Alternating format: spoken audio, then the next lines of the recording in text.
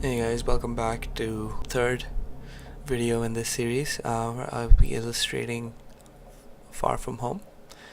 This is page number 12 and our goal today is to finish this page. So this is one of the quickest pages that I've been able to turn around. I think a lot of the details are in a few objects and a few characters, so it didn't take that much time.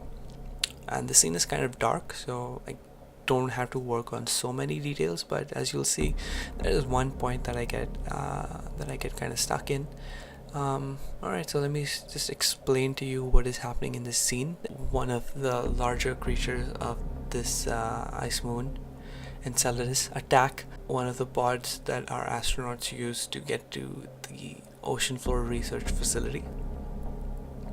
So I'm just working on the ship, trying to make it symmetrical. So I go through this process a couple of times, just draw one side and paste it on the other side, draw one side, paste it on the other side until I'm happy with the angle. So I've had to play up a few things in this image. First of all, the light. Now when you're under the water, there isn't that much light to begin with. Also, there is this effect of waves of color and light that kind of highlight, they kind of show you that you're underwater. But for this image, I don't know if that would apply because it's not direct sunlight. It's very diffuse fluorescent bioluminescent light from plants and animals. So, and I don't think the intensity would be that great to light the scene. So the strongest source of light that we have is as you can see, the headlights of the pod and the light coming off from the entrance to the ice, the small circle of light that you can see, and well, the light from the creature as well. So since this is a massive creature, I assume that the light from it would also be quite bright. Anyway, now we dive into this character, and this character has a romantic interest in the character that was just taken out by this huge creature. So she is a little concerned. As you can see, I am trying to struggle to figure out what her face will look like, even though I have a reference. But it's something I'm kind of learning how to make likenesses, and I hope by the end of this comic I'll be a little better at it.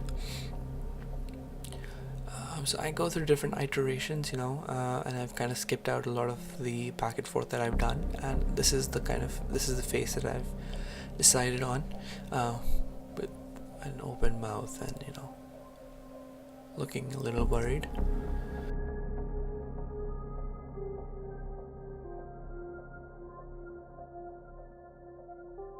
She has darker skin, will be shiny at some points and darker at other points.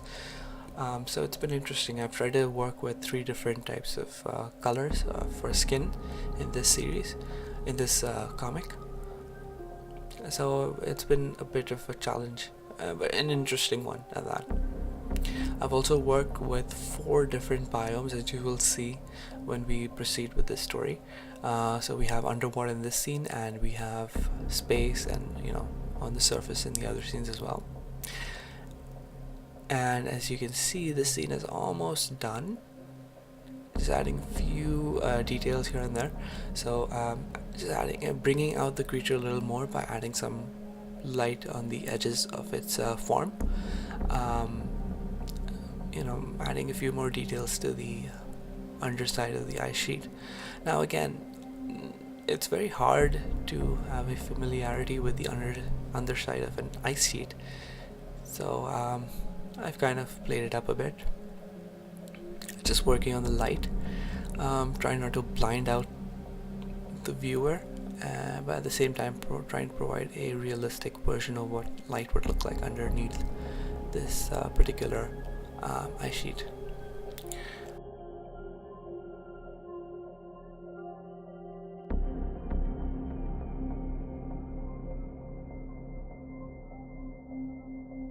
I'm adding a few more bubbles just to show that we're actually underwater.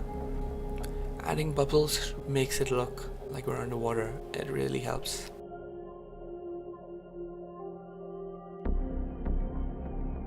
And there you go. Page 12 completed. one of the quickest pages I worked on, and I hope you've enjoyed yourself, and thank you for watching. Remember to like and subscribe.